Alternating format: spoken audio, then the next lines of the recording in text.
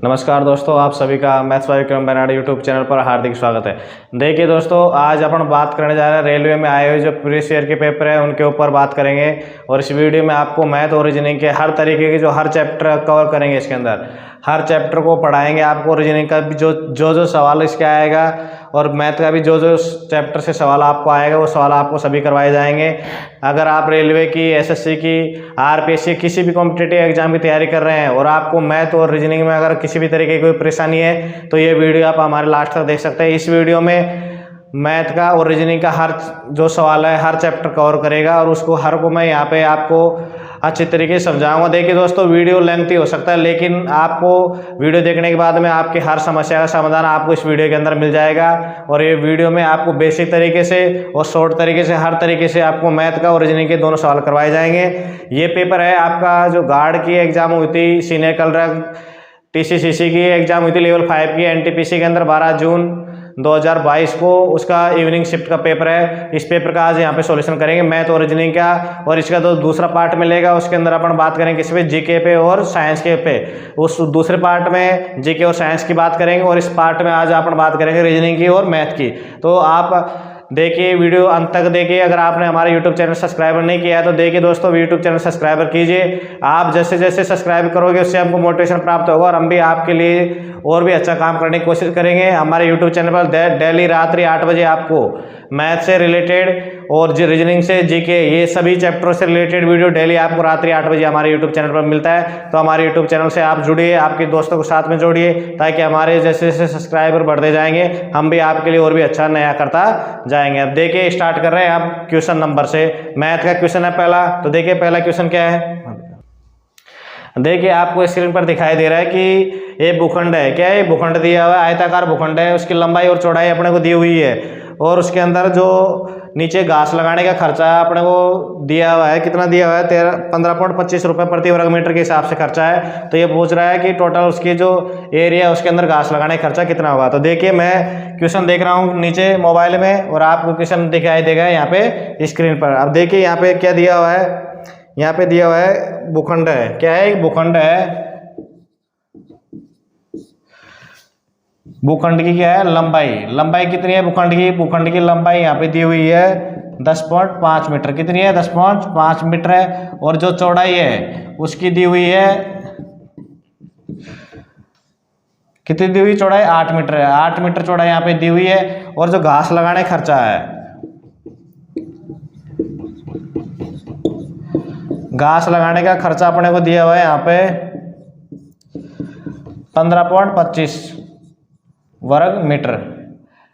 15.25 वर्ग मीटर यहाँ पे घास लगाने का क्या दिया हुआ है? खर्चा दिया हुआ है। देखिए दोस्तों, जब ये अपने ये आयताकार क्या है? भूखंड है। भूखंड हमेशा आयताकार होता है। जो अपने ग्रामीण इलाके में जितने भी खेत हैं सभी क्या है? आयताकार हैं। और जब ये आयताकार खेत होता है तो आपने देखा होगा, अपने सब ग्रामीण परिवेश से या शहरी परिवेश से भी जो भी हैं, शहरी परिवेश में अपने प्लाट देखने को मिलती है। आप खाली जमीन आप हर जगह देखने को जाते हैं, कहीं पे घूमने जाएंगे तो वहाँ पे भी आपको खाली जमीन देखने को मिलेगी।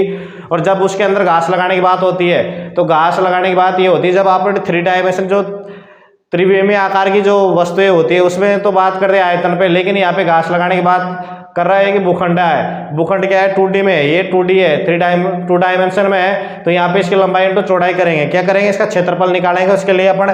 तो देखो यहाँ पे जो लंबाई दी हुई है इसकी लंबाई ये 10.5 मीटर दी हुई है और ये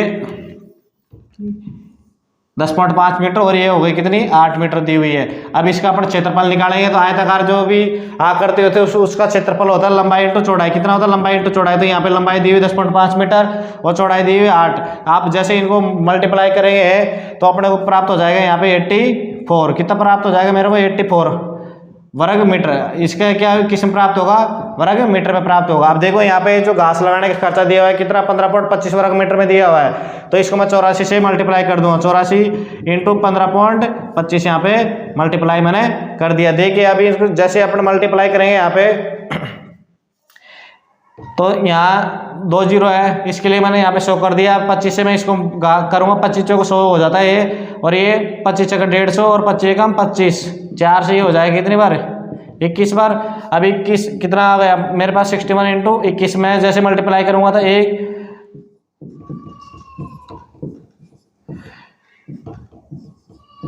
1281 रुपये, यानी घास लगाने का खर्चा कितना हो जाएगा? 1281 रुपये हो जाएगा। तो इस क्वेश्चन का आंसर आ जाएगा 1281 रुपये। देखिए नेक्स्ट क्वेश्चन दिया हुआ है कि किसी संख्या के 3/4 भाग को 126 के 6/7 में से घटाया जाता है। 126 के 6/7 में से किसी संख्या मान लिया अपन ने x मान लिया। क्या मान लिया? जो संख्या अपने नहीं दी हुई इसको मैंने x मान लिया। x के 3/4 भाग को 126 के 6/7 भाग में से घटाने पर क्या प्राप्त हो रहा है मेरे को? 33 प्राप्त हो रहा है। क्या प्राप्त हो रहा है मेरे को? 33 प्राप्त हो रहा है। तो देखिए इसको अपन करेंगे आगे, 7 और 7 8 56 हो जाता है। 7 और 8 56, 18 जगह 108 हो जाएगा यहाँ पे। तो देखो 18 जगह 108 ये हो जाएगा माइनस का x सही, x इंटू 3/4 बराबर कितना हो जाएगा? 33 हो जाएगा। अब मैं इसको इधर ले जाऊंगा तो ये प्लस का हो जाएगा, ये 33 जो प्लस का दिया हुआ इधर लाऊंगा तो माइनस का हो जाएगा। तो 108 माइनस का क्या हो जाएगा? 33 बराबर कितना हो जाएगा? 3x/4 हो जाएगा। देखिए इसको मैं इसमें से माइनस करूंगा, 3 में से 3 मैंने डायरेक्ट माइनस किया तो 105 बच गया। इसके बाद 105 में से 30 माइनस करूंगा तो मेरे पास कितना बच जाएगा? 75। कितना बच जाएगा मेरे पास में? 75 बराबर 3x/4 हो जाएगा। 3 से इसको काट दूँ कितने बार हो जाएगा? 25 बार। तो यहाँ पे जो दिया हुआ है क्या आर में इसको लाऊंगा इधर तो ये गुणा हो जाएगा। तो 25 से गुणा हो जाएगा, क्या ये 25 से गुणा हो जाएगा, ये तो अपने 25 होगा, 25 से गुणा 4 हो जाएगा। 25 इंटू 4 बराबर क्या हो जाएगा? x, यानी x की वैल्यू कितनी प्राप्त हो जाएगी मेरे को? 100 है। यहाँ पे जो दी हुई संख्या ज्ञात करवा रहा है वो क्या हो जाएगी? 100 हो जाएगी। अब देखिए नेक्स्ट क्वेश्चन देखेंगे। देखिए नेक्स्ट क्वेश्चन दिया है किसी ठोस अर्धगोले का क्या है? पूर्ण पृष्ठ क्षेत्रफल दिया हुआ है 1848। कितना दिया हुआ? 1848। पूर्ण पृष्ठ क्षेत्रफल का सूत्र क्या होता है अर्धगोले का? अपन निकालेंगे 3πr² होता है। कितने होता है? 3πr² होता है पूर्ण पृष्ठ क्षेत्रफल किसका? अर्धगोले का। अर्धगोले की जब बात करता है तो 4πr² हो जाता है यहाँ पे। अब बोला अर्धगोले के समतल पृष्ठ के व्यास। देखिए अर्धगोला जो बनाता है अपना ये 3 डायमेंशन क्या करती है? अर्धगोला कुछ इस प्रकार का अपने को दिखाई देगा। अब इसका संपूर्ण पृष्ठ क्षेत्रफल तो दिया मेरे को 3πr² 1848। अब ये जो त्रिज्या इसकी है ये ज्ञात करवा रहा है, यानी व्यास ज्ञात कर। व्यास बराबर क्या होता है? व्यास बराबर होता है त्रिज्या का दुगुना होता है। ये त्रिज्या मेरे से ज्ञात करवा रहा है। अब देखो यहाँ पे मैं मान रखूंगा, यहाँ पे मान रखने पे 3 इंटू पाई का मान 22/7 या r² रख दिया मैंने 1800। यहाँ पे क्या हो गया? 48 हो गया। अब देखो यहाँ से जैसे जैसे राशि कट रही है वैसे वैसे काटेंगे। यहाँ पर 3 से काट दिया मैंने 6 और ये 16, 616 बार कट गए यहाँ पे। इसके बाद मैंने 11 से 2 बार कट दिया इसको, ये हो गया 11 5 55 और 11 से 66 हो जाएगा। 2 से इसको काट दिया कितनी बार? 28 बार। तो मेरे को प्राप्त होगा r² बराबर 7। ये जो 7 है नीचे इधर से गुणा हो जाएगा 28 से, तो 7 इंटू 28 हो गया। अब देखो मेरे को क्या करना है? इसका रूट करना है, यहाँ पे रूट करना। लेकिन मैं क्या करूंगा? यहाँ पे जो 28 दिया हुआ है इसको मैं डिवाइडेशन कर लूंगा 7 इंटू 4 में। अब देखो 7 7 2 बार आ रहा है तो इसका रूट करूंगा तो एक बार 7 हो जाएगा। 4 4 का वर्गमूल करूंगा तो यहाँ पे 2 हो जाएगा। तो r का मान कितना प्राप्त हो जाएगा मेरे को? 14 सेमी। r का मान 14 सेमी हो जाएगा। अब ये बात क्या करवा रहा है? व्यास की बात करवा रहा है। व्यास यानी 2 इंटू क्या हो जाएगा? 14, तो कितना हो जाएगा? यानी 28 सेमी हो जाएगा। तो यहाँ पे आंसर क्या प्राप्त होगा इस क्वेश्चन का? यहाँ पे अपने को 28 सेमी व्यास प्राप्त हो गया। देखिए अभी ये क्या है? रीजनिंग का क्वेश्चन है जो आपका एग्जाम में आया हुआ था। यहाँ पे एक श्रृंखला दी हुई है GSI, ITT, KUI, MVT, ये इस प्रकार की श्रृंखला दी हुई है। और यहाँ पे जो अज्ञात पद दिया हुआ है यहाँ पे नेक्स्ट पद क्या आएगा ये ज्ञात करवा रहा है। तो देखिए दोस्तों इसके लिए अपन को क्या आना चाहिए? सबसे पहले जो है ABCD जो बोलते हैं अपन नॉर्मली, उसका नंबर आना चाहिए कि कौन सा अंक किस नंबर पे आता है। कौन सा जैसे M के 11 पे आता है, M 13 पे आता है, इस तरीके T for 20 आता है। तो इसको भी एक तरीके याद करने का तरीका होता है। ये भी मैं आपको जल्दी आपको बताऊंगा, तो आप हमारे यूट्यूब चैनल के साथ में जुड़ सकते हैं। देखिए यहाँ पे G है, G में H, G के बाद में H के बाद में I के बाद में J, और J के बाद में K के बाद में L के बाद में M आ रहा है, और M के बाद में N के बाद में यहाँ पे O आ रहा है। तो O के बाद में क्या आएगा? P आएगा, P के बाद में यहाँ पे Q आएगा। तो यहाँ पे पहला अक्षर पहला जो अल्फाबेटिक हो जाएगा क्या हो जाएगा? यहाँ पे Q हो जाएगा। फिर S के बाद में देखो यहाँ पे S की बात करेंगे तो S के बाद में T आ रहा है, T के बाद में U आ रहा है, U के बाद में V आ रहा है, और V के बाद में W आ रहा है, तो W के बाद में क्या आ जाएगा? यहाँ पे X आ जाएगा। तो यहाँ पे क्या आ गया? X आ गया।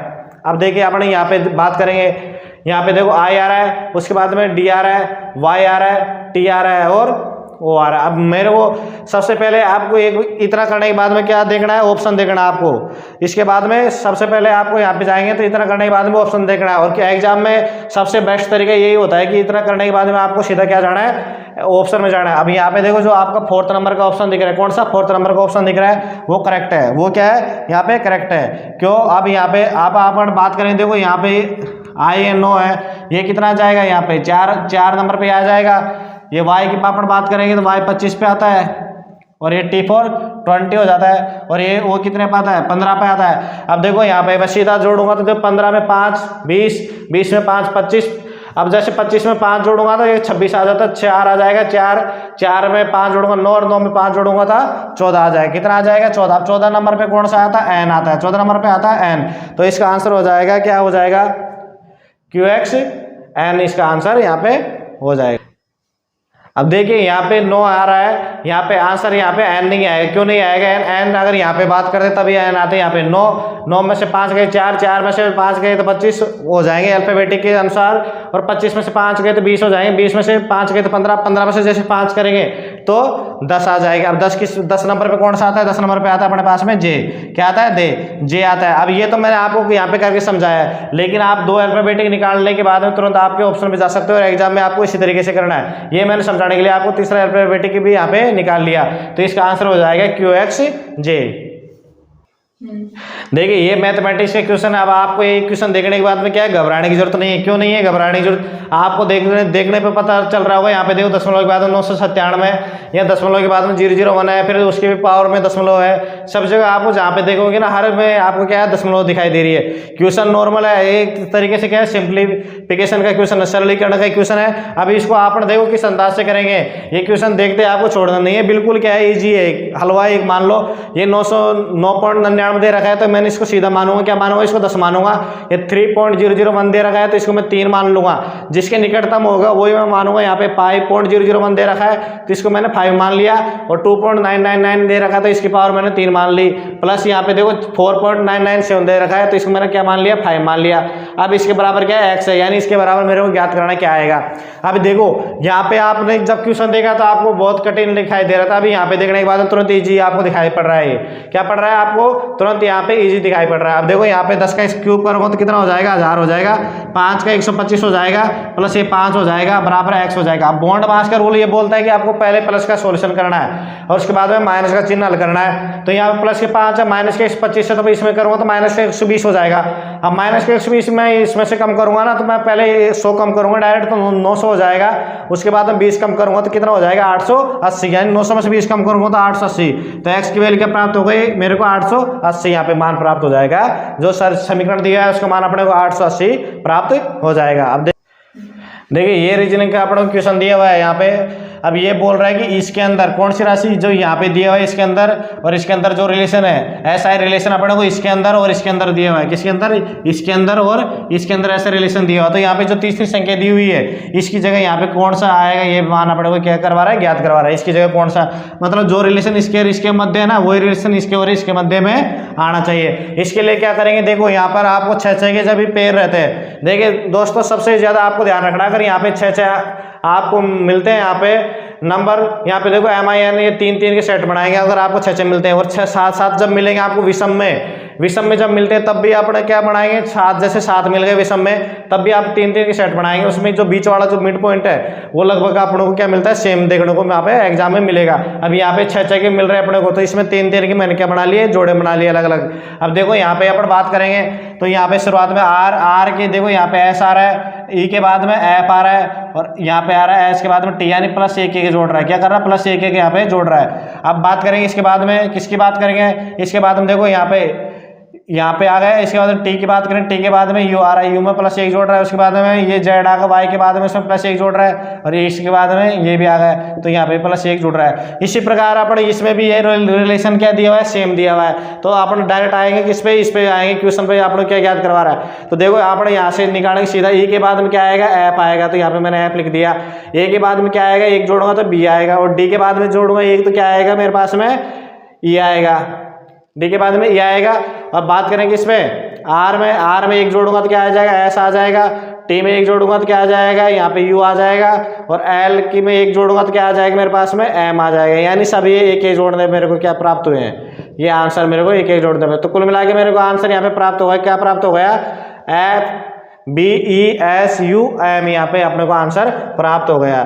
तो ये इक्वेशन में इसमें सभी में क्या जोड़ा, इसने एक जोड़ के यहाँ पे लिया है, और 3 का यहाँ पे जोड़ा बनाया है, जो आपको यहाँ पे मैंने रेड पेन से आपको दिखा दिया है। उम्मीद करता हूँ आपको ये समझ में आया होगा।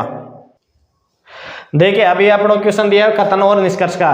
कथन और निष्कर्ष का आपको एसएससी के एग्जाम में और रेलवे किसी भी तरीके का अपन बैंक के एग्जाम देंगे सबसे ज्यादा किस में मिलेंगे अपने को, बैंक के एग्जाम में मिलेंगे। और सभी का क्वेश्चन का जो तरीका है वो मैं आपको यहाँ पे बताने जा रहा हूँ। अगर आज का तरीका आपको यहाँ पे समझ में आ गया तो समझ लो कि आप एसएससी बैंक रेलवे किसी में भी आएगा तो आप उसके कथन निष्कर्ष क्वेश्चन आपका क्या नहीं होगा, गलत यहाँ पे नहीं होगा। तो देखिए ध्यान से, अभी यहाँ पे दिया हुआ है, क्या दिया हुआ है, कुछ सामान बंद है। क्या है, कुछ सामान बंद है। तो देखो यहाँ पे मैंने क्या बना दिया, सामान बना दिया। यहाँ पे ये सामान का मैंने क्या बना दिया, घोड़ा। मैंने इसके अंदर लिख दिया सामान। ये क्या है, सामान। बोल रहा है कुछ सामान सुंदर है। क्या है, सुंदर है। मैंने क्या बोल दिया था, बंदर बोल दिया था, लेकिन कुछ सामान क्या है, सुंदर है। तो देखो यहाँ पे कुछ की बात कर रहा है तो यहाँ पे मैंने हल्का सा ले लिया, कुछ आ गया। अब ये क्या है, सुंदर है, तो यहाँ मैंने सुंदर लिख दिया। अब बाकी दूसरा इसका जो कथन है क्या बोल रहा है, कुछ सुंदर मूल्यवान है। कुछ सुंदर मूल्यवान, देखिए दोस्तों मूल्यवान यहाँ पे भी आ सकता है और मूल्यवान यहाँ पे भी आ सकता है। मूल्यवान की क्या हो गई, कंडीशनें हो गई। मूल्यवान यहाँ पे भी आ सकता है, मूल्यवान यहाँ पे भी आ सकता है। लेकिन मैं मूल्यवान को बाहर लेके चलूंगा। क्यों लेके चलूंगा बाहर यहाँ पे मैंने मूल्यवान को लेके चला। अब देखो आपने को पता चलेगा ये तो क्या हो गए, कथन हो गए। अब दिए हुए जो सवाल के अंदर जो कथन दिए हुए हैं उनके अनुसार मैंने क्या है, यहाँ पे डायग्राम बना लिया। यहाँ पे क्या बना लिया, डायग्राम बना लिया। अब बात करेंगे इस पे निष्कर्ष पे, बात करेंगे इस पे निष्कर्ष पे। निष्कर्ष बोल रहे हैं कुछ सामान मूल्यवान है, कुछ सामान मूल्यवान है। अब देखो यहाँ अगर यहाँ पे मूल्यवान का लेता मैं तो कुछ सामान मूल्यवान हो जाता, लेकिन मैंने मूल्यवान को बाहर लिया है। इसका मतलब जो पहला कथन जो बोल रहा है कि कुछ सामान क्या है, मूल्यवान है, तो पहला कथन क्या हो गया, यहाँ पे दिया हुआ पहला कथन क्या हो गया, गलत हो गया। पहला कथन यहाँ पे गलत है। अब दूसरा कथन दिया रखा है कि सभी मूल्यवान सुंदर है। सभी मूल्यवान सुंदर है। यहाँ पे भाई देखो अपने यहाँ तो पता ही चल रहा है स्पष्ट रूप से सभी मूल्यवान सुंदर कहाँ पे है, कुछ मूल्यवान ही सुंदर है। तो यहाँ पे दूसरा कथन भी क्या हो गया, गलत हो गया। इस प्रकार से इस क्वेश्चन के अंदर दिए हुए दोनों कथन क्या हो गए, गलत हो गए। तो ये क्वेश्चन अगर आपको एग्जाम में मिलता है तो इसको हमेशा किसकी सहायता से करो, डायग्राम की सहायता से करो। अब डायग्राम में भी क्या होता है कि आपको प्रोबेबिलिटी होती है। जैसे अगर मूल्यवान को मैंने यहाँ पे लिख देता तो पहला कथन इसका क्या हो जाता, सही हो जाता। लेकिन यहाँ पे क्या पॉसिबिलिटी थी, मूल्यवान यहाँ पे भी आ सकता, यहाँ पे भी आ सकता, मूल्यवान कहीं पे भी आ सकता। तो इस तरीके के क्वेश्चन में आपको तभी लिखना है जब आपको स्पष्ट रूप से दिया हो कि जो मूल्यवान है वो सुंदर भी हो, समान भी हो, तभी आपको यहाँ पे लेके चलना है। नहीं तो जो अपने संभावनाएं लगती है ना कि ये भी हो सकता है, ये भी हो सकता है, तो उसमें अपन नहीं मान के चलते हैं। तो इस तरह के क्वेश्चन को आपको आंसर देते टाइम इस चीज का विशेष ध्यान रखना है। तो आपका ये तरीका क्वेश्चन आपको कभी भी गलत एग्जाम में नहीं होगा। अब देखो ये रीजनिंग का क्वेश्चन दिया है, इसके अंदर बोला यू कैन ऐड को। यहाँ पे देखो इंग्लिश का कोई महत्व नहीं है, आपका उच्चारण कैसा है क्या है। यहाँ पे ये जो दिए हुए हैं यू कैन ऐड को यहाँ पे CB NSPD के रूप में लिखा जा सकता है। इसी प्रकार से ऐड देयर मनी को लिखा जा सकता है IO UB CB के रूप में लिखा जा सकता है। और देयर बैंक कैन को लिखा जा सकता है KM UB और PD के रूप में। तो ये बोल रहा है कि मनी और बैंक के रूप में, बैंक मनी और बैंक को किस रूप में लिखा जा सकता है। जैसे इनको यहाँ पे ऐसे इस रूप में लिखा जा सकता है तो इसको किस रूप में लिखा जा सकता है। अब देखो यहाँ पे अपने शुरुआत में सबसे पहले चेक करना है किसमें, इसमें चेक करना अपने को क्या चेक करना है कि इसके अंदर देखो यहाँ पे अपने को ज्ञात करा मनी किसके लिए, मनी बैंक के लिए। तो यहाँ पे अपने को सीधा पहला वर्ड अपना मनी है तो अपने को मनी पे फोकस देना है कि मनी का रिपीटेशन कहाँ पे हो रहा है। तो देखो मनी ओनली यहाँ पे आ रहा है, क्या मनी एक जगह आ रहा है यहाँ पे। तो इसलिए मैं यहाँ पे अगर मनी वाली जो लाइन है इसमें मैं चेक करूँगा IO और UB और CB। देखो यहाँ पे CB यहाँ पे भी आ रहा है तो CB को इससे CB से मैंने कैंसिल कर दिया। और UB देखो यहाँ पे भी आ रहा है। तो भाई मनी का जब इधर एक बार रिपीटेशन हुआ तो मनी के लिए जो संकेत यूज कर रहा है, तो मनी के लिए कौन सा संकेत यूज कर रहा है, IO। मनी के लिए कौन सा यूज कर रहा है, ये IO यूज करेगा। क्यों, मनी का एक बार ये है तो यहाँ पे भी एक बार, बाकी इसके 2 बार रिपीटेशन हो गए तो IO हो गया मनी के लिए। अब बात करेंगे इसके लिए, बैंक के लिए। तो बैंक का भी इसी प्रकार से देखेंगे, बैंक भी कोई सी लाइन में दिखाई नहीं दे रहा, बैंक ओनली अपने को इस लाइन में दिखाई दे रहा है एक में। तो इस लाइन की अपन बात करेंगे तो यहाँ पे UB तो पहले कैंसिल हो गया, क्यों UB डबल बार रिपीट हो गया यहाँ पे। अब बात करूंगा मैं PD की, तो PD भी यहाँ पे डबल बार रिपीट हो गया, जबकि बैंक तो डबल बार रिपीट है ही नहीं, बैंक तो क्या आ रहा है, 1 टाइम आ रहा है यहाँ पे। तो देखो बैंक के लिए कौन सा वर्ड बच गया इसमें, KM। तो अपना जो मनी बैंक है उसके लिए क्या हो जाएगा, KM। अब एग्जाम में आपको यहाँ पे IO KM है, ये आपका एग्जाम के अंदर KM मतलब इनका क्रम चेंज हुआ अभी आपको मिल सकता है। लेकिन मनी बैंक के लिए यहाँ पे 2 ही वर्ड यूज होंगे, इनका सीरियल चेंज होने से जो आपको उत्तर है उसमें कोई फर्क नहीं पड़ता। अगर आपको दोनों एग्जाम में मिल जाते हैं तो फिर आप जिस वर्ड के लिए जो संकेत आया है उसी के अनुसार लिखना है आपको। अगर एक ही ऑप्शन आपको मतलब 2 नहीं मिलते ऑप्शन में तो आपको वर्ड फिर क्रम का ध्यान नहीं रखना आपको। अभी देखो मैथ का यहाँ पे क्वेश्चन दिया हुआ है, क्या दिया हुआ है, एक परीक्षा में 46% अंक प्राप्त करता है कोई स्टूडेंट है, कितने अंक प्राप्त करता है, 46% अंक प्राप्त करता है। 46% अंक प्राप्त करने के बाद वे भी 10 अंकों से क्या हो जाता है, अनुत्तीर्ण हो जाता है, यानी उसके जो उत्तीर्ण होने के लिए अंक चाहिए उससे 10 कम हो जाता है। लेकिन अपने जो गवर्नमेंट है उनमें तो 33% क्या है, पास मार्किंग है। अभी यहाँ पे क्वेश्चन दिया है 40% भी बच्चा पास करने के बाद भी 10 अंकों से क्या हो जाता है, फेल हो रहा है यहाँ पे। अब बोल रहा है यहाँ पे दिया हुआ क्वेश्चन में यदि 52% अंक वो 52% अंक वो लाता है तो जो उसको न्यूनतम पास होने के लिए अंक चाहिए उससे क्या ज़्यादा लेके आ रहा है, 8 अंक ज़्यादा लेके आ रहा है। क्या ज़्यादा लेके आ रहा है, 8 अंक यहाँ पे ज़्यादा लेके आ रहा है। अब देखो तो ये ज्ञात करवा रहा है आपसे न्यूनतम अंक कितने थे उसके, मतलब मिनिमम पास मार्किंग ज्ञात करवा रहा है, कितना पास मार्किंग है ज्ञात करवा रहा है। अब पास मार्किंग ज्ञात करवा रहा है, टोटल मार्किंग कितने का था पेपर, इस तरीके से सभी आपको यहाँ पे देखो मैंने यहाँ पे 2 लाइन लिखी है। क्या है, 46% अगर स्टूडेंट लेके आ रहा है तो 10 अंकों से क्या हो रहा है, फेल हो रहा है, और 52% अंक ला रहा है तो 8 अंक ज्यादा ला रहा है जो उसके मिनिमम पास मार्किंग है उससे। तो देखो यहाँ पे जो अनुपात है इसमें अंतर कितने का आ रहा है, यहाँ पे 6% का, कितने का आ रहा है, 6% का अंतर आ रहा है। और यहाँ पे देखिए 10 अंक कम है और यहाँ 8 ज्यादा है तो अंतर कितने हो जाएगा, 18 का, यानी 6% का मान कितना हो जाएगा, 18 हो जाएगा। अब देखो मैंने आपको जो भी वीडियो स्टार्ट करी थी मेरा पढ़ाना, तब मैंने एकाकी नियम का जिक्र किया था, यानी कोई संख्या अपने आप में 100% होती है, कोई संख्या अपने आप में क्या होती है, 100% होती है, और 6% की वैल्यू यानी जो का जिसका मान दिया 6% का मान मेरे को कितना दिया, 18 दिया 18। तो जो पेपर था वो कितने का था अपने पास में, 300 का था। तो देखो यहाँ पे टोटल मार्किंग की अपने क्वेश्चन में नहीं पूछा गया, लेकिन फिर भी मैं आपको बता रहा हूँ यहाँ पे टोटल मार्किंग कितने की हो जाएगी, 300 नंबर की हो जाएगी। ये हो गई 300 नंबर की। अब देखो बात करते हैं 52% की, 52% अंक ये प्राप्त कर लिया तो 300 का क्या करूंगा मैं, 52% निकाल लूंगा। क्या करूंगा, 300 का मैंने 52% निकाल दिया, 2 जीरो से 2 जीरो कट गए यहाँ पे, ये कितना हो जाएंगे, 156 हो जाएंगे। लेकिन 156 अंक प्राप्त कर रहा है ना, तो ये क्या बोल रहा है, 8 अंक क्या हो रहा है, मिनिमम जो पास मार्किंग है उससे 8 अंक ज्यादा ले रहा है, तो इसमें से मैं क्या कर दूंगा, 8 इसमें से कम कर दूंगा, तो कितना हो जाएगा, मिनिमम उसका जो मार्किंग है पास मार्किंग कितना हो जाएगा, 148। तो उसका आंसर कितना आ जाएगा इस क्वेश्चन का अपने को, 148 मिनिमम पास मार्किंग यहाँ पे प्राप्त हो जाएंगे। अभी यहाँ पे क्या 6 मित्र दिए हुए हैं अपने को, अमन, विक्रम, चेतन, धनुष, एलिसा और फ्रैंक दिए हुए हैं। अभी अलग अलग लंबाई के अनुसार इनको जमाना। अभी यहाँ पे दिया हुआ है कि केवल 3 मित्र क्या है, चेतन से छोटे हैं, केवल 3 मित्र चेतन से छोटे हैं, केवल 3 मित्र चेतन से छोटे हैं,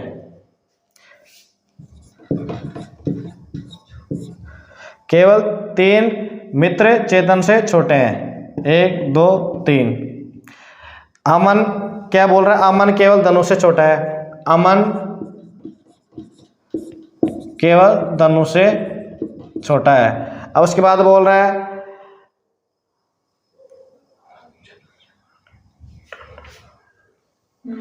अब इसके बाद दिया हुआ है अमन केवल धनुष से छोटा है, अपन लिख दिया तो यहाँ पे अमन ले लेंगे, यहाँ पे ले लेंगे अपन, तो ये ऊपर नीचे हो जाएगा। बोल रहा है यहाँ पे फ्रैंक क्या एलिसा से छोटा है, फ्रैंक यहाँ पे ले लिया अपन ने, ये आ गया फ्रैंक, ये किससे छोटा है, एलिसा से छोटा है, तो ये एलिसा आ गई। अब आगे नेक्स्ट दिया होगा कि फ्रैंक क्या है, सबसे छोटा नहीं है। अब इनमें एक भी इनका मित्र बच गया, कौन बच गया इनका मित्र, एक विक्रम बच गया, यहाँ पे एक विक्रम बच गया। अब देखो 6 के 6 दोस्तों को अपन ने क्रम से जमा दिया, सबसे बड़ा धनुष हो गया, उससे छोटा अमन हो गया।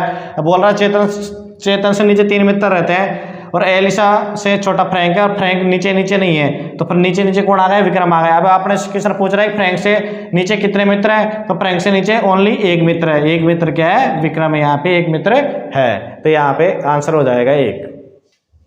यहाँ पे क्या है इस क्वेश्चन के अंदर अपने को रंग दिए हुए हैं, क्या रंग दिए हुए, कितने रंग दिए हुए, 6 रंग दिए हुए हैं यहाँ पे, बैंगनी, काला, पीला, हरा, सियान और मैजेंटा। अब यह बात कर रहा है क्या, सियान और बैंगनी रंग के बॉक्सों के बीच में केवल क्या 3 बॉक्स रखे गए हैं। तो देखो यहाँ पे मैंने लिख लिया, क्या लिख लिया यहाँ पे, सियान लिख लिया, यहाँ पे सियान ये लिख लिया, और 1 2 3 अब यहाँ पे लिख लिया मैंने बैंगनी। क्यों, ये बोल रहा है कि सियान और बैंगनी रंग के बॉक्स के बीच में 3 है, तो 1 2 3। अब बैंगनी मैंने यहाँ पे भी लिख लिया। भाई बैंगनी दोनों के बीच में जिस प्रकार से क्वेश्चन बोल रहा है सियान और बैंगनी के बीच में 3 बॉक्स है, तो यहाँ पे भी 3 बॉक्स है। अब ये नहीं दिया हुआ है कि बैंगनी ऊपर है या सियान नीचे है, इस तरीके यहाँ पे कोई स्टेटमेंट नहीं है, तो बैंगनी ऊपर भी हो सकता है और बैंगनी यहाँ पे नीचे भी हो सकता है। अब देखो आगे नेक्स्ट क्वेश्चन क्या दिया हुआ है, यहाँ पे पीले रंग के बॉक्स को सबसे नीचे रखा गया। अगर मैं देखिए दोस्तों यहाँ पे मैं किसको मानता हूँ, बैंगनी को मानता हूँ ना, तो इसके नीचे जाना पड़ता है मेरे को पीला रखने के लिए। क्या, पीला रंग का जो बॉक्स है सबसे नीचे रखा जाता है, तो यहाँ पे देखो पीला रंग का बॉक्स मैंने सबसे नीचे रख लिया, पीला रंग का बॉक्स क्या रख लिया मैंने, सबसे नीचे रख लिया। अब यहाँ पे रखूंगा तो देखो अगर मैंने यहाँ पे हटा दिया तो 3 और 3 यहाँ पे भी क्या हो गई, 6 हो गई।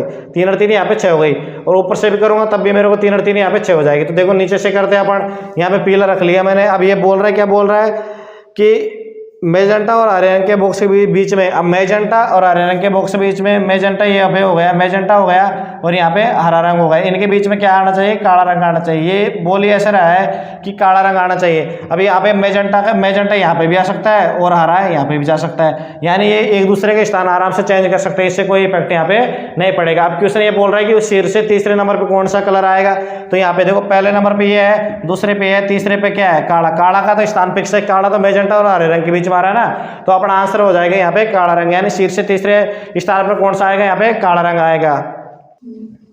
देखो यहाँ पे अपने ग्रेटर देन लेस देन का जो अपने को मैथ के अंदर मिलता है उसका यूज करना है। किसका यूज करना है, ग्रेटर देन और less than is equal to जो चिन्ह होता है उनका यहाँ पे यूज किया गया है। इसको भी क्या है अपने रीजनिंग के क्वेश्चन मानते हैं। यहाँ पे दिया हुआ है क्या है, W बराबर H, ये ग्रेटर देन S से ग्रेटर देन G और उससे ग्रेटर दिया हुआ C, ग्रेटर देन C दिया हुआ है। यहाँ पे देखो W is equal to H, greater than is equal to G, greater than C दिया हुआ है, उसके अब उससे लेस देन क्या दिया हुआ है, यहाँ पर अपने को T दिया हुआ है, उसके इज इक्वल टू दिया हुआ है L, और ये किसके दिया हुआ है, ग्रेटर देन M दिया हुआ है यहाँ पे।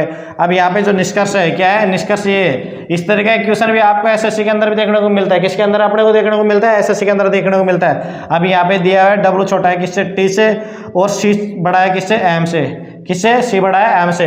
अब देखो आपको यहाँ पे दिए हुए हैं, यहाँ पे दो कथन दिए, W बड़ा है, W छोटा है T से, और यहाँ पे C बड़ा है क्या है, M से दिया हुआ है। अब देखो इसके लिए मैं क्या करूँगा, यहाँ पे पहला जो कथन है और यहाँ पे दूसरा कथन है, निष्कर्ष है यहाँ पे, और ये क्या दिया हुआ है अपने को, कथन दिया हुआ है। ये तो दिया हुआ है कथन मेरे को, और ये दिया है मेरे को निष्कर्ष। अब देखो यहाँ पे मैं क्या करूँगा, W है, W के बराबर H मान लूँ, और H के बराबर मैंने G मान लिया। इसको ग्रेटर देन मैं भूल गया, G मान लिया मैंने। भाई W के बराबर H हो गया, H के बराबर G हो गया, तब भी है ना W से बड़ा, G से बड़ा C होगा, तो यानी W से बड़ा C होगा यहाँ पे। अब C होगा तो ठीक है। अब यहाँ से यहाँ तक तो बात हो गई, क्या दिया हुआ रिलेशन W और T के अंदर दिया हुआ है, लेकिन C तो भाई W अब यहाँ पे T से भी क्या है, बड़ा और बराबर दिया हुआ है, तो यहाँ पे बराबर भी दिया हुआ है। अब यहाँ पे देखो बराबर का है, बात नहीं हो रही, तो ये T से क्या हो, छोटा भी हो सकता है। अब ये पता नहीं कि T से ये T से जो C है वो कितना भी छोटा हो सकता है या इसके बराबर भी हो सकता है, यानी यहाँ पे भी क्या हो जाएगी, कंफ्यूजन की स्थिति पैदा हो जाएगी। और इस तरीके के क्वेश्चन मैंने पहले भी करवाया था आपको, कथन निष्कर्ष का, उसमें भी आपको बताया था जब तक स्थिति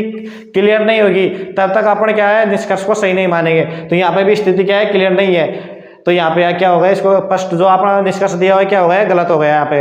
अब बात करें यहाँ पे C ग्रेटर देन M की, तो देखो यहाँ पे M से बड़ा क्या है, M से बड़ा L दिया हुआ है, M से बड़ा क्या है, L के बराबर ये है, और इससे बराबर अगर चिन्ह का मानेंगे ना, तो देखो यहाँ से क्या बड़ा का चिन्ह मान गए, उसके बाद आप ये बराबर हो गए, फिर ये भी बराबर हो, ये भी अगर C बराबर T हो जाता है, T के बराबर L हो जाता है, तब भी है ना ये M से बड़ा ही होगा C। तो इसका जो यहाँ पे दिया हुआ कथन है ये क्या है, क्लियर है, इसमें कोई कंफ्यूजन नहीं है। तो यहाँ पे अपने ऑप्शन में दिया है कि जो कथन है सेकंड, वो क्या हो जाएगा, यहाँ पे राइट हो जाएगा। यहाँ पे अपने को क्या दी हुई है, रीजनिंग के क्वेश्चन है, यहाँ पे 4 संख्याएं दी हुई है अपने को। इन संख्याओं के अंदर रिलेशन निकालते हुए यहाँ पे जो संख्या आएगी वो अपने को क्या करनी है, यहाँ पे ज्ञात करनी है। अब देखो सबसे पहले यहाँ पे अपने को पता लग रहा है कि 8 आ रहा है, 7 आ रहा है, 6 आ रहा है, फिर 5 आएगा। तो ये तो पता लग रहा है कि यहाँ पे जो अंक आएगा, यहाँ पे प्रथम इधर से किधर से बाई तरफ से जो अंक आएगा 5 आएगा। उसके बाद में जो पता है, अब यहाँ पे अपने ऑप्शन देखेंगे तो अपने 3 ऑप्शन में क्या आ रहा है, शुरुआत में 5 आ रहा है, इसलिए वो भी अपना एक ऑप्शन तो अपना एलिमिनेट कर सकते हैं, लेकिन 3 ऑप्शन है। अब इसके लिए मैं यहाँ पे क्या करूँगा, सीधा 8162 है, उसमें से 7213 कम करूँगा तो 949 मेरे को प्राप्त होगा, 949 हो जाएगा यहाँ पे। यानी इन दोनों का अंतर कितना आ रहा है मेरे को, 949, इसमें से माइनस करूंगा तो इसके बाद में जैसे मैंने इसमें से माइनस किया, इसमें से कितना माइनस कर रहा है मेरे को, 969 माइनस हो रहा है। तो इसी प्रकार जैसे इसमें से फिर मैं माइनस करूंगा तो यहाँ पे माइनस करूंगा 989 माइनस करूंगा। यहाँ पे देखो इनमें क्या बढ़ रहा है, इनमें 20-20 का अंतर आ रहा है, इनमें क्या आ रहा है, 20-20 का अंतर आ रहा है इनके अंदर, इनमें अपने आप में किसका अंतर आ रहा है, 20-20 का अंतर आ रहा है यहाँ पे। तो अब यहाँ पे देखो 6000 क्या है, 244 है, इसमें से क्या कम कर दूंगा, 989 यहाँ पे कम कर दूंगा, तो मेरे को प्राप्त हो जाए 5525, यानी 5255 यहाँ पे। तो यहाँ पे क्या आ जाएगा, यहाँ पे 5255 आ जाएगा। यहाँ पे जो रिलेशन है ये मैंने आपको यहाँ पे बता दिया है, रिलेशन ये बना हुआ है इसके अंदर। देखो ये भी क्वेश्चन अपने को रीजनिंग का है, और ये भी एसएससी और मैथ में अपने एसएससी के अंदर और किसके अंदर मिलता है अपने को, रेलवे के अंदर मिल जाता है रीजनिंग के क्वेश्चन। अब देखो यहाँ पे अपना काउंट करेंगे 1 2 3 4 5 6 7 8 9 10 11 12 13 14 15 16, यहाँ पे क्या है 16 है। तो देखिए इसके लिए 4 4 का यहाँ पे सेट बना दूंगा, यहाँ पे 4 4 क्या बना दिया अपन ने, सेट बना दिए थे, ये 4 4 क्या बन गए, सेट बन गए। अब देखो मैं यहाँ पे जब नोटिस कर रहा हूँ तो ए के बाद में बी आ रहा है, बी के बाद में सी और सी आ रहा है यहाँ पे। अब यहाँ पे देखो सी के बाद में ए आ रहा है, यानी रिपीटेड चालू हो रहा है। तो यहाँ पे सीधा मेरे को देखो बी है, तो ये बी से पहले क्या है, बी से पहले भाई ए है, तो यहाँ पे बी से पहले मैंने क्या लिख दिया, यहाँ पे ए लिख दिया, बी से पहले ए लिख दिया। अब देखो 4 4 का सेट बनाने की मैं बोल रहा था, डबल ए बी सी हो गया, डबल ए बी सी हो गया। अब इस यहाँ से देखें बी से सी से पहले क्या है, बी है, बी और बी से पहले क्या है, ए, तो यहाँ पे डबल ए बी सी का सेट हो गया। तब यहाँ पे मैं बात करूँ तो डबल ए बी सी का सेट हो जाएगा, डबल ए बी सी का सेट हो जाएगा। तो देखो आपने क्या आ गया यहाँ पे ए डबल ए बी ए सी ए, तो अपना यहाँ पे अपने जो आंसर मिल जाएगा डबल ए बी ए सी, यहाँ पे प्राप्त हो जाएगा। इसमें क्या है अपने को सेट बनाने पड़ते हैं अलग अलग। अभी इस क्वेश्चन के अंदर भी ये जो दिया अपना लिविंग इनसाइड हाउस को कूट भाषा में सी ए डी सी ए, यहाँ पे भी क्या है अलग अलग है, एक दूसरे से क्या है अलग अलग है, ये भी और यहाँ पे भी ये अलग अलग है। यानी ये यहाँ पे जो दिया हुआ है इसको कूट भाषा में इस तरीके से लिख सकते हैं अपन, यहाँ पे जो दिया है इसको कूट भाषा में इस तरीके से लिख सकते हैं। यहाँ पे जो दिए हुए हैं तो इनके बेस पे क्या बोल रहा है, इसको कूट भाषा में अपने किस प्रकार से लिख सकते हैं। तो देखिए इसके लिए सबसे पहले मेरे को BRI सिक्के और ब्रिक और मैन की जरूरत पड़ेगी। किसकी, ब्रिक और मैन की जरूरत पड़ेगी। अब यहाँ पे मैं देखता हूँ पूरे के अंदर, तो यहाँ पे ब्रिक एक जगह दिखाई पड़ता है, कहाँ पे, यहाँ पे एक जगह दिखाई पड़ता है। अब देखो ब्रिक वाली जो लाइन है उसमें यहाँ पे बोल्ट और जो विथ दिया हुआ है, विथ और बॉल्ट दिया है यहाँ पे, तो इसके लिए देखो यहाँ पे ये दिया हुआ मेरे को और यहाँ पे विथ दिखाई दे रहा है। तो इस वाली लाइन में और क्या दे, सेम इसके अंदर कुछ सेम नहीं है, विथ इसके अंदर है, विथ इसके अंदर है, तो विथ के लिए यहाँ पे VR यूज कर रहा है, तो VR को मैं कैंसिल कर दिया है, किसके लिए आ रहा है, विथ के लिए आ रहा है यहाँ पे। अब बात करेंगे इसकी, यहाँ पे देखो ये यहाँ पे दिया है और यहाँ पे दिया है। अब देखो दोनों में अपन को यूज करेंगे, तो यहाँ पे देखने पे दोनों के लिए TP यूज कर रहा है, क्या कर रहा है यहाँ पे, TP यूज कर रहा है, ये जो TP दिया हुआ है। तो यहाँ पे इसके लिए तो क्या यूज कर रहा था, यहाँ पे TP यूज कर रहा है, और इसके लिए कर रहा था यहाँ पे VR। तो ब्रिक के लिए क्या बच गया, AJ बच गया, यानी ब्रिक के लिए क्या आ जाएगा अपने आप को, AJ प्राप्त हो जाएगा। अब बात करेंगे इसकी मैन की, तो देखो मैन यहाँ पे क्या, यहाँ पे दिया एक जगह दिया हुआ है, यहाँ पे मैन यहाँ पे एक जगह दिया हुआ है। मैन वाली जो लाइन है इसमें लिविंग दिया हुआ है, लिविंग और लिविंग दिया है, तो लिविंग यहाँ पे दिया हुआ है, लिविंग 2 जगह दिया हुआ है। तो लिविंग का यहाँ पे देखेंगे अपन, तो अपने कौन सा कोड यहाँ पे दिखाई दे रहा है, MO, क्या दिखाई दे रहा है यहाँ पे, MO लिविंग के लिए कट कर दिया अपन ने। इसके बाद तो यहाँ पे देखो विथ दिया हुआ है ना, तो विथ का मैंने यहाँ पे पहले VR कैंसिल कर दिया, विथ कैंसिल हो गया। स्नो का दिया है यहाँ पे स्नो, अब स्नो का देखो NI कट हो गया, तो यहाँ पे क्या बच गया, HS बच गया। तो मैन का क्या हो जाएगा, HS। तो अपने को इसका आंसर प्राप्त हो जाएगा AJ और HS, क्या हो जाएगा, AJ और HS इसका आंसर यहाँ पे कूट भाषा में इसको इस प्रकार से लिख सकते हैं। तो यहाँ पे दिया हुआ है कि 28 छात्रों के पंक्ति में जमुना बाएं सिरे से क्या है 12वें स्थान पर थी, और गंगा दाएं सिरे से कितने स्थान पर थी, 19वें स्थान पर थी। सरस्वती उन दोनों के मध्य में बैठी थी, तो ये याद करा सरस्वती के दाएं स्थान कौन सा हो। तो देखो मैं यहाँ पे आपको समझाने के लिए सीधा क्या कर रहा हूँ, लाइन खींच रहा हूँ। यहाँ पे ये लाइन मैंने खींच दी, यहाँ पे ये कौन सा सिरा होगा, ये उसका बायां सिरा होगा। जैसे प्रकार से अपन कॉपी किस में बैठते हैं, अपन जिस प्रकार से अपन बैठते हैं कॉपी में करने के लिए, तो अपना जैसे लेफ्ट और राइट होता है ना, उस प्रकार से मैंने ये बायां सिरा मान लिया अपना खुद का बायां हाथ की तरफ, और ये मैंने दायां सिरा मान लिया। ये क्या मान लिया मैंने, दायां सिरा मान लिया यहाँ पे। अब देखो यहाँ पे बोल रहा है, क्या बोल रहा है कि बाएं सिरे से 12वें स्थान पर, तो इधर से क्या है 12वें स्थान पर, तो 12वां स्थान मैंने यहाँ पे मान लिया। 12वें स्थान पर कौन बैठी है, यहाँ पे जमुना बैठी है। जमुना क्या है, इधर से कौन सा स्थान है, जमुना का 12वां स्थान है। अब क्या बोल रहा है, जब देखो 28 टोटल कैंडिडेट, कुल विद्यार्थी कितने हैं, कुल विद्यार्थी अपने पास में है 28, कितने हैं 28 है। अब 28 अभ्यर्थी से अपने को पता है कि जब जमुना का बाएं सिरे से 12वां स्थान है, तो जमुना का दाएं सिरे से कौन सा स्थान होगा, जमुना का दाएं सिरे से स्थान हो जाएगा। 28 में से 12 कम करके एक उसमें जोड़ देंगे तो अपना 17वां स्थान हो जाएगा। क्या हो जाएगा यहाँ पे 17वां स्थान हो जाएगा। तो इसका क्या हो जाएगा 17वां स्थान, जमुना का 17वां स्थान के कौन से सिरे से हो जाएगा, दाएं सिरे से। अब ये क्या बोल रहा है कि जो 19वें स्थान पर क्या कौन बैठी है, गंगा। जब भाई ये 17वें स्थान पर जमुना बैठी है तो एक यहाँ पे छोड़ दो, कौन सा एक यहाँ पे छोड़ देंगे, और 19वां स्थान यहाँ पे आ जाएगा। कौन सा आ जाएगा यहाँ पे 19वां स्थान हो जाएगा इधर से। यहाँ पे कौन बैठी है, गंगा बैठी है, और इन दोनों के बीच में कौन बैठी है, सरस्वती बैठी है। कौन बैठी है यहाँ पे, सरस्वती। अब ये याद करवा रहे सरस्वती के दाएं सिरे से कौन सा स्थान है, देखो 17वें स्थान दाएं सिरे से जमुना बैठी है, जमुना से जस्ट नेक्स्ट पे कौन बैठी है, सरस्वती। तो सरस्वती का कौन सा स्थान हो जाएगा, 18वां स्थान हो जाएगा दाएं सिरे से। सरस्वती का 18वां स्थान दाएं सिरे से यहाँ पे हो जाएगा। तो आंसर क्या प्राप्त हो जाएगा अपने को, 18वां स्थान हो जाएगा। देखो यहाँ पे ये रिलेशन दिया हुआ है और ऑप्शन मेरे को 4 ऑप्शन दिए हुए हैं। क्वेश्चन में क्या दिए हुए हैं? 4 ऑप्शन दिए हुए हैं यहाँ पे। अब जो 4 ऑप्शन मेरे क्वेश्चन में दिए हुए हैं इसी के अनुसार मेरे को रिलेशन ढूंढना है। क्या है? इसी के अनुसार मेरे को रिलेशन ढूंढना है। अब यहाँ पे देखो आर बड़ा दिया हुआ है किससे? यू से। अब देखो यहाँ बात करेंगे यू से बड़ा क्या है? एन है। यू से बड़ा क्या है? एन है। और एन के बराबर क्या दिया हुआ है? मेरे को टी दिया हुआ है। और टी से बड़ा क्या है? आर। तो यहाँ पे स्पष्ट रूप से पता चल रहा है कि आर है ना यू से बड़ा है। क्यों बड़ा है भाई? जब एन बड़ा है और एन के बराबर अगर मैं टी को भी एन के बराबर मान लूँ ना तब भी एन से बड़ा हो जाएगा आर और एन खुद बड़ा है यू से बड़ा एन और एन से बड़ा आर हो जाएगा। तो कुल मिला के आर क्या हो जाएगा? यू से बड़ा हो जाएगा। तो यहाँ पे मेरे को पहले ऑप्शन दिया हुआ है ना ये इसको क्या कर रहा है? सेटिस्फाई यहाँ पे कर रहा है। तो बाकी ऑप्शन में मैं यहाँ पे जाऊँगा ही नहीं और बाकी एलिमिनेट हो जाएगा। और बाकी आप जाके चेक करके देख सकते हैं। वैसे आपको ऑब्जेक्टिव टाइम एग्जाम आ रही है तो उसमें आपको पहले ऑप्शन में सेटिस्फाई हो रहा था, पहले भी करके आपको नेक्स्ट क्वेश्चन पे बढ़ने की मैं सलाह दूंगा ताकि आपका टाइम बर्बाद नहीं हो। अभी यहाँ पे क्वेश्चन दिया है 2 अंकों वाली एक धनात्मक संख्या है। अब धनात्मक संख्या मान लेंगे अपन 10x प्लस क्या y मान लिया मैंने। क्या इकाई एक तो इकाई का अंक क्या हो गया? x हो गया। दाई का अंक 10x हो गया। 2 अंकों वाली संख्या के अंकों का योग क्या है? अंकों का योग एक अंकों का योग क्या है? x प्लस वाई बराबर क्या है? 24 है। अंकों का योग क्या है? 24 है। अब बोल रहा है कि जब इस संख्या में 18 जोड़ा जाता है, ये संख्या हो गई और ये इसके अंकों का योग है। जब इसमें क्या जोड़ा? 18 जोड़ दिए इसने। 18 जोड़ दिए पर उस संख्या के अंकों का स्थान क्या हो जाता है? परस्पर बदल जाता है। अंकों का स्थान क्या हो जाता है? परस्पर, यानी जो इकाई का अंक वो तो हो जाता है दाई का क्या हो जाता है? इकाई का हो जाता है। तो यहाँ पे हो जाएगा 10y प्लस का कितना हो जाएगा? x हो जाएगा। 10y प्लस का यहाँ पे x हो जाएगा। अब देखो अब ये बोल रहा है आगे वह छोटी से छोटी धनात्मक संख्या याद कीजिए जिसे दी गई संख्या में से घटाने पर प्राप्त संख्या क्या हो? पूर्ण वर्ग हो। तो यहाँ पे मैं इसका सॉल्यूशन करूंगा। यहाँ पे देखो इसको जब ये पूरी संख्या दी हुई इसको मैं क्या ले जाऊंगा? यहाँ पे इधर ले जाऊंगा। तो यहाँ पे देखो 18 तो बराबर हो जाएगा। 18 बराबर होने के बाद में यहाँ 10y है, एक y इधर जाएगा तो 9y बच जाएगा। तो 9 मैंने कॉमन ले लिया, यहाँ पे y हो जाएगा। और यहाँ पे 10x है, यहाँ पे x है, इधर जाएगा तो माइनस के 9x हो जाएगा। तो यहाँ पे 9 कॉमन ले लिया तो माइनस का x हो जाएगा।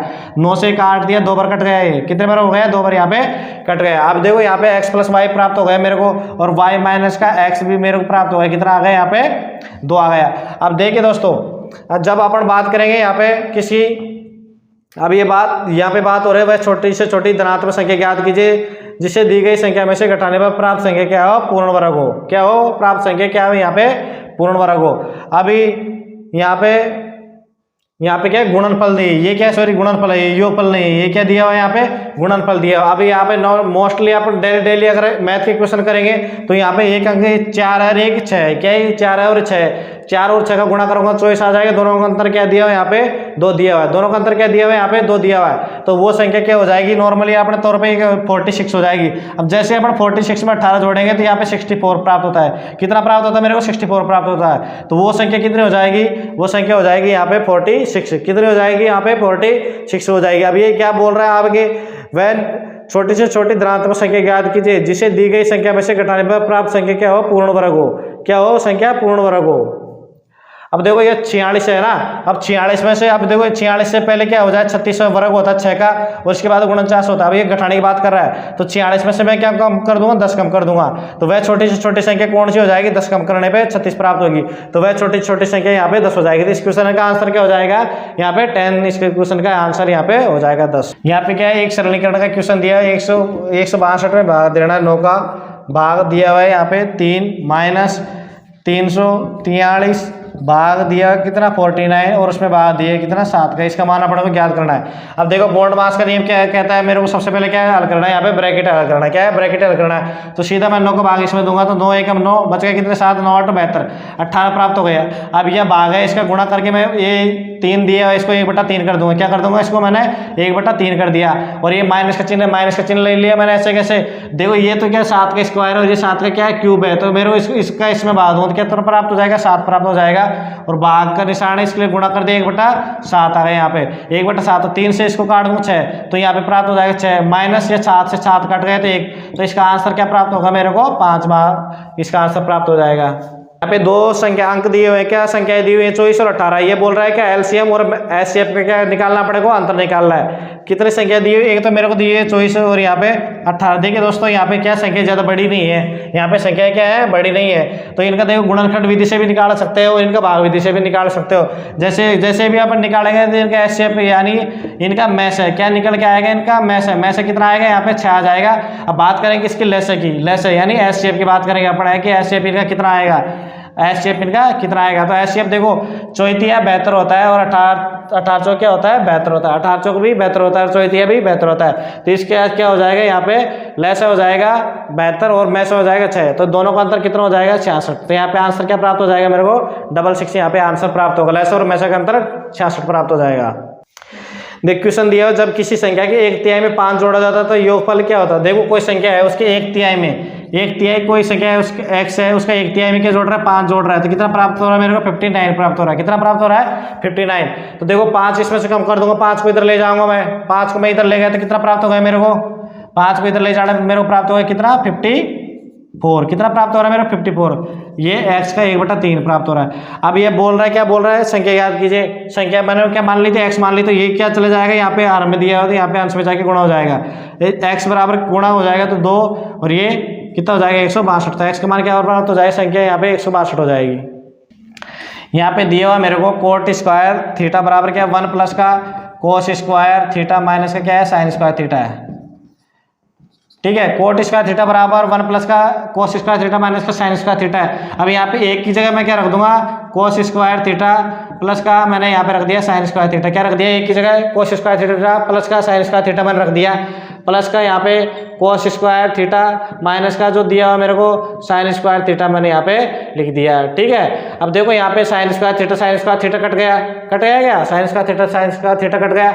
अब यहाँ पे क्या बच गया 2 कोस स्क्वायर थीटा, कितना बच गया यहाँ पे 2 कोस स्क्वायर, यहाँ पे बच गया कितना थीटा, और इस साइड में अगर कोस स्क्वायर थीटा को मैं खोलूंगा कोस साइन में तो यहाँ पे प्राप्त हो जाएगा मेरे को कोस स्क्वायर थीटा बटा का क्या हो जाएगा यहाँ पे साइन स्क्वायर थीटा प्राप्त हो जाएगा। अब देखो यहाँ से सीधा मैं कोस स्क्वायर थीटा से कोस स्क्वायर थीटा कैंसिल कर दूंगा यहाँ पे, तो मेरे को साइन थीटा बराबर कितना प्राप्त हो जाएगा, यहाँ पे साइन थीटा बराबर प्राप्त हो जाएगा मेरे को 1/√2, कितना प्राप्त हो जाएगा 1/√2 प्राप्त हो जाएगा। तो इससे क्या हो जाएगा मेरे को थीटा बराबर वैल्यू जो प्राप्त होगी कितनी प्राप्त हो जाएगी, थीटा की वैल्यू यहाँ पे 45 डिग्री प्राप्त हो जाएगी।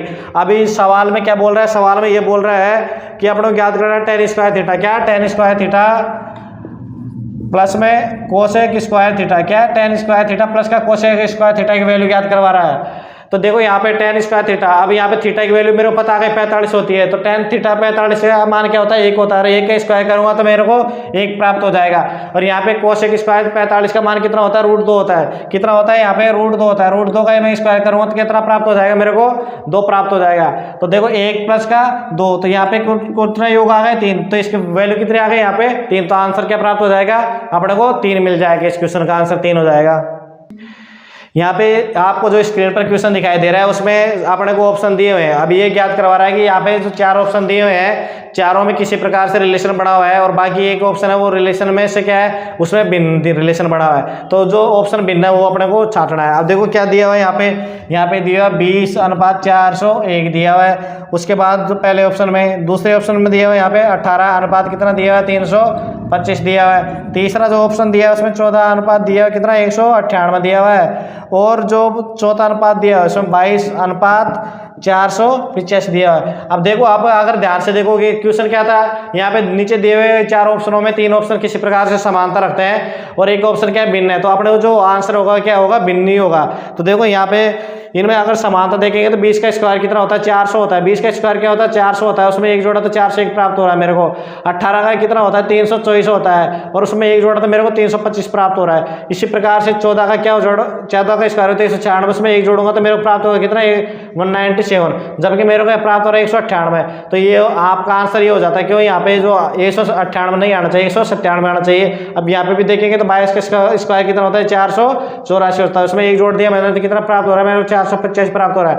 इस कारण यहाँ पे जो रिलेशन दिया हुआ है उसको ऑप्शन नंबर 3 14 का स्क्वायर फॉलो नहीं कर रहा, तो यहाँ पे 197 आना चाहिए, इसलिए ऑप्शन ही क्या हो जाएगा यहाँ पे 3 नंबर का ऑप्शन करेक्ट हो जाएगा आपका आंसर।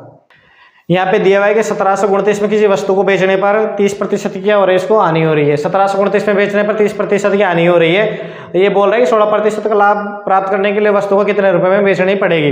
तो देखिए कोई वस्तु क्या होती है अपने आप में 100 होती है, अब ये क्या कर रहा है 30% की हानि में बेच रहा है, माइनस का 30 यानी 70% में बेच रहा है। अब 70% की वैल्यू कितनी दी हुई है यहाँ पे यहाँ पे 70% की वैल्यू दी है 1729 दी हुई है। अब ये क्या बोल रहा है, बोले 16 कोई वस्तु 100 होती है, अब ये क्या बोल रहा है 16% का लाभ प्राप्त करना है, उसको 16 लाभ करना है, यानी 116 की वैल्यू यहाँ पे मेरे को ज्ञात करनी है। वही एकाकी नियम अपने यहाँ पे भी यूज करेंगे। मैंने हर वीडियो में देखिए दोस्तों, अगर आपको हमारा वीडियो पसंद आता है तो आपके दोस्तों के साथ में शेयर कीजिए, और हमारा जो चैनल है मैथ्स बाय विक्रम बर्नार्ड उसको सब्सक्राइब कीजिए। हम उम्मीद कर रहे हैं और आपको कोशिश कर रहे हैं ज़्यादा से ज़्यादा समझाने की।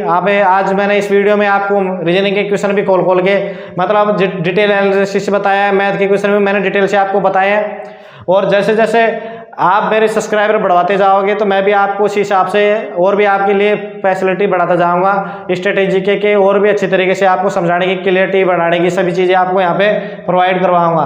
तो उम्मीद कर रहा हूँ आप भी हमारा यूट्यूब चैनल सब्सक्राइब करोगे, दोस्तों के साथ में शेयर करोगे। अब देखिए आप बात करते हैं इस क्वेश्चन पे। अब ये क्वेश्चन में एकाकी नियम की बात कर रहा हूँ। एकाकी नियम मैंने जब से आपको यूट्यूब चैनल पर आया हूँ मैं तब से एकाकी नियम का इंपॉर्टेंस बता रहा हूँ कि मैथ के अंदर एकाकी जो नियम होता है उसका इंपॉर्टेंट बहुत ज़्यादा होता है। अब यहाँ पे 116 की वैल्यू मेरे को ज्ञात करनी है, तो 116 को मैंने ले लिया किसमें, अंश में, और 170 को ले लिया मैंने हर में। 70 की दी हुई वैल्यू कितनी दी हुई है, 1729 दी हुई है। तो देखो यहाँ से मैं डिवाइडेशन कर दूंगा, 17 दूना 34, 17 दूना 14 होता है, 7 दूनी का 14 होता है। इसके बाद में कितना बचेगा 3, 7 चौक 28 और 7 7 49, यानी कितना हो रहा है मेरे को 247 को गुणा किससे करना है, 116 से करना है। तो 2 यहाँ पे करें तो अपन सीधा 2 आ गए, बच गए कितना है यहाँ पे 28, फिर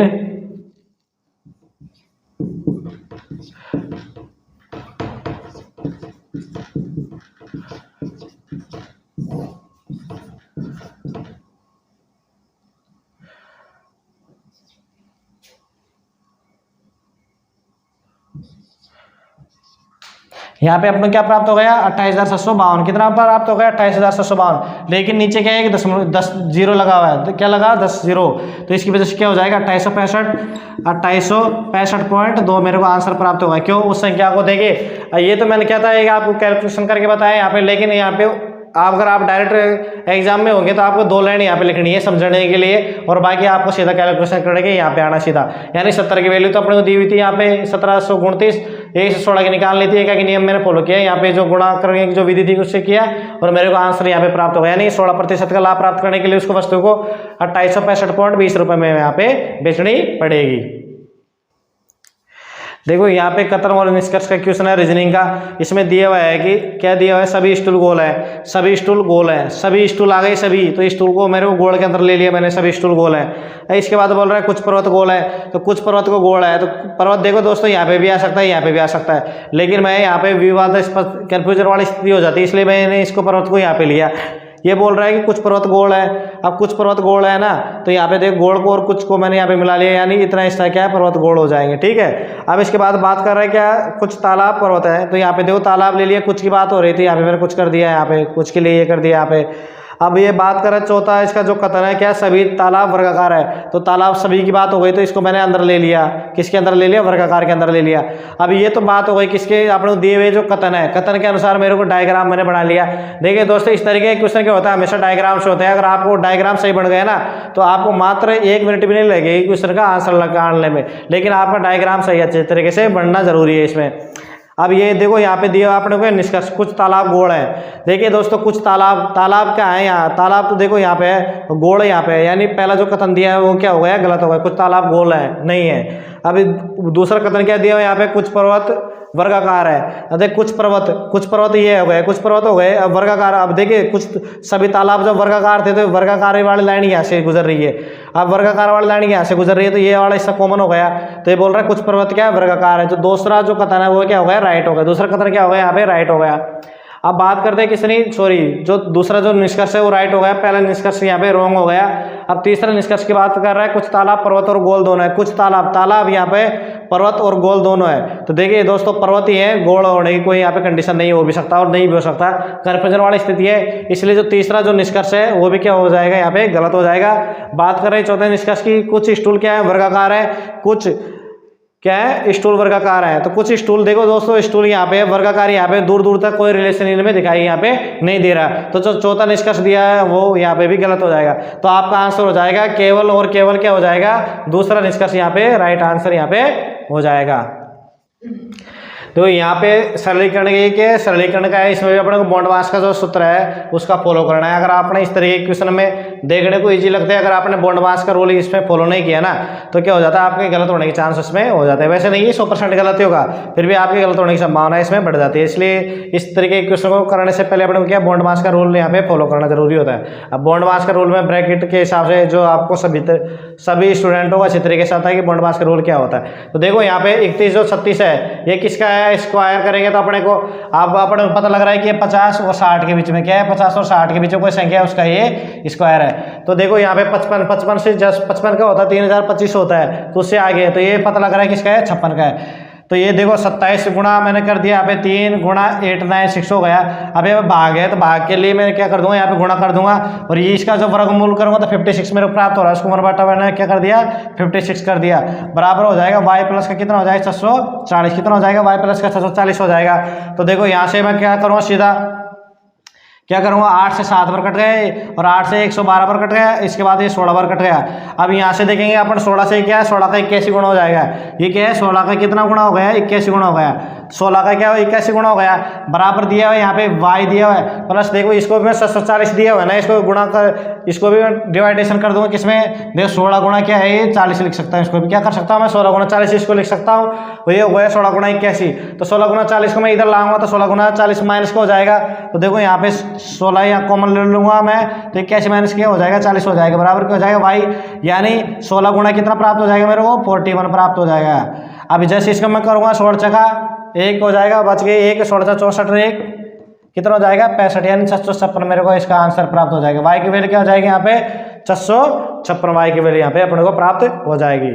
एक राशि है वो 40% क्या दर क्या है, यहाँ पे दर की वैल्यू क्या है 40% है। 40% चक्रवृद्धि ब्याज की दर पे 2 वर्षों के लिए निवेश की गई थी, उस पर ब्याज की गणना वार्षिक चक्रवृद्धि आधार पर की गई थी। अब ये बोल रहा है यदि ब्याज की जो गणना क्या है अर्धवार्षिक चक्रवृद्धि आधार पर की गई हो तो 2 वर्ष के बाद परिपक्वता पर देय राशि है ना इतनी 4544 रुपये अधिक होती, तो निवेश की गई धनराशि यानी मूलधन ज्ञात करवा रहा है। तो यहाँ पे देखो दर है वार्षिक है, अपना अर्धवार्षिक निकालेंगे दर यहाँ पे, तो अर्धवार्षिक कितनी हो जाएगी 20% हो जाएगी। अब पहले कंडीशन में तो क्या बोल रहा है कि जो ब्याज की गणना क्या है, वार्षिक ब्याज की गणना किसने कितने लेवल पर कर रहे हैं, पर ईयर के हिसाब से कर रहा है, पर ईयर के हिसाब से, और 2 ईयर की बात कर रहा है, वो चक्रवृद्धि ब्याज की बात हो रही है यहाँ पे। तो 40 प्लस का 40 इंटू क्या कर दूंगा मैं 40 बटा है यहाँ पे 100 कर दूंगा, 40 80 और ये 400 यहाँ पे 00 से 00 कट के 416, तो कितना प्राप्त हो जाएगा मेरे को 96% प्राप्त हो जाएगा। कितना 96% प्राप्त हो जाएगा। ये तो कब हो रहा है ब्याज, जब हो रहा है जब अपन चक्रवृद्धि ब्याज की गणना वार्षिक स्तर पर कर रहे हैं। अब क्या कर रहे हैं अपना अर्धवार्षिक के हिसाब से करेंगे, तो अर्धवार्षिक के हिसाब से दर कितने हो गए 20% हो गई। तो देखो यहाँ पे 20 प्लस का 20 प्लस 20 इंटू 20 बटा 100 हो जाएगा। तो ये 1 साल की दर कितनी हो जाएगी यहाँ पे 44% हो जाएगी, 1 साल की दर हो गई। अब बात करेंगे मैं 20 और जोड़ दूंगा इसमें, प्लस का 44 इंटू 20 बटा का 100 मैंने यहाँ पे कर दिया, 2 1 0 से 1 0 काट दिया यहाँ पे, ये हो जाएगा 64 प्लस का 8.8 यानी 72.8 प्राप्त हो जाएगा। ये वैल्यू आ गई मेरे को 1.5 साल की, 1.5 साल की मेरे को क्या करनी है 2 साल की निकालनी पूरी। तो देखो यहाँ पे प्लस 20 करूँगा इसमें, प्लस का 72 इंटू 8 72.8 इंटू 20 बटा का यहाँ पे मेरे को करना है 100 कर दिया मैंने, क्या कर दिया यहाँ पे 100 कर दिया। 72.8 में 20 जोड़ूंगा कितना प्राप्त हो जाएगा मेरे को 92.8 प्राप्त हो जाएगा। प्लस में यहाँ पे करूँगा भाग में, तो देखो कितना प्राप्त हो रहा है मेरे को 1 0 से यहाँ पे 1 0 मैंने काट दी, तो इसके बाद में 6 और ये 5 और ये 14 और यहाँ पे 1 0 लगा दूंगा मैं वापस, ये दशमलव तो पहले चल ही रहा है और एक और दशमलव लग जाएगा, 14.56 प्राप्त हो रहा है। 14.56 मैं इसमें जोड़ दूंगा, 14.56 मैंने यहाँ पे जोड़ दिया, तो मेरे को प्राप्त हो रहा है कितना प्राप्त होगा यहाँ पे देखो 6 3 और ये 7 और ये 10 यानी 107.36% में प्राप्त हो रहा है। अब देखो यहाँ पे तो मेरे को क्या प्राप्त हो रहा है 96% प्राप्त हो रहा था, और यहाँ पे 107.36% प्राप्त हो रहा है। अब 107.36 और ये 96 है, इन दोनों के मैं डिफरेंस निकालूंगा तो कितना निकल के आ रहा है मेरे को 11.36 आ रहा है। कितना आ रहा है यहाँ पे 11.36। अब देखो 11.36 है, इसकी वैल्यू यहाँ पे कितनी दी हुई है, यहाँ पे 4544 दी हुई है, और अपने आप में क्या दिया है कोई राशि अपने आप में 100% होती है, क्या होती है 100% होती है। 0 हटाने के लिए मैंने यहाँ पे क्या कर दिया 2 0 से यहाँ पे गुणा कर दिया, और इसका मैं भाग दूंगा यहाँ पे, तो कितने पर जा रहा है 4 पर जा रहा है, 4 पर जा रहा है, तो यहाँ पे 4 को 10,000 से गुणा करूँगा तो मेरे को क्या प्राप्त हो जाएगा यहाँ पे 40,000। जो मूलधन ये ज्ञात करवा था मूल राशि। तो देखो मैंने यहाँ पे ब्याज की जब गणना वार्षिक स्तर पर करी थी तो मेरे को जो ब्याज की दर थी मैंने यहाँ पे किसी दर निकाली, ओनली ब्याज की दर निकाली 96% निकाली है। जब मैंने ब्याज की गणना अर्धवार्षिक स्तर पर करी थी 2 साल के लिए तो ये तो हो गई थी 1 साल के लिए ब्याज की गणना, ठीक है। उसके बाद में ये हो गई 1.5 साल के लिए, और ये जो निकल के आई थी ये 2 साल की निकल के आई थी। कब निकली थी ये? जब मैंने ब्याज की गणना अर्धवार्षिक स्तर पर करी थी। अब ये बोल रहा था इनके जो अंतर आ रहा है जो ब्याज का वो कितना आ रहा है 4544। तो इनके जो प्रतिशत में जो दरों का अंतर है कितने का निकाला था मैंने 11.36 का। तो 11.36 का एकाकी नियम से वैल्यू दी हुई मेरे को 4544। और कोई संख्या अपने आप में 100% होती है, 10 हटाने के लिए 2 जीरो मैंने यहाँ पर लगा दी। तो यहाँ पे इसका आंसर सोल्यूशन किया तो मेरे को 40,000 यहाँ पे मूलधन राशि। तो क्या ज्ञात करवा रहा था? संख्या ज्ञात करवा रहा था, राशि। तो राशि क्या प्राप्त हो गई मूलधन वाली मेरे को 40,000 यहाँ पे इसका आंसर हो जाएगा। देखिए दोस्तों ये आज का वीडियो अभी काफी लेंथी हो गया, आपको रीजनिंग और मैथ के क्वेश्चन बताने के चक्कर में 1 घंटे के आसपास हो गया। तो आज के वीडियो का अंत यहीं पे किया जाता है। अब मिलते हैं नेक्स्ट वीडियो में। तो आपको अगर ये हमारा वीडियो अच्छा लगा हो तो आप हमारे YouTube चैनल को सब्सक्राइब कीजिए, दोस्तों के साथ में शेयर कीजिए, वीडियो को लाइक कीजिए। और डेली रात्रि 8 बजे आपको इस पर मैथ रीजनिंग के रेलवे SSC और जितने भी एग्जाम होते हैं उनके अनुसार बैंक की भी उनके प्रीवियस ईयर के क्वेश्चन पेपर आपको मिलेंगे। और यहाँ पे जल्दी आपको चैप्टर वाइज वीडियो भी आपको जल्दी देखने को मिलेगा। इसलिए वीडियो को ज़्यादा से ज़्यादा शेयर कीजिए और दोस्तों के साथ में कीजिए और अपने YouTube चैनल को सब्सक्राइब कीजिए, ताकि देखिए दोस्तों जैसे आप हमारे YouTube चैनल को सब्सक्राइबर करते जाओगे वैसे वैसे आपको मोटिवेशन मिलते जाएगा और हम आपके लिए और भी अच्छी तरीके से कोशिश करेंगे कि आपको और भी अच्छी चीज़ें दे सके। इसलिए आपसे उम्मीद है कि आप एक को भी शेयर करके और एक सब्सक्राइबर आप जरूर बढ़वाओगे हमारे YouTube चैनल पर। तो आप सभी का एक बार फिर से वीडियो देखने के धन्यवाद। मिलते हैं नेक्स्ट वीडियो में।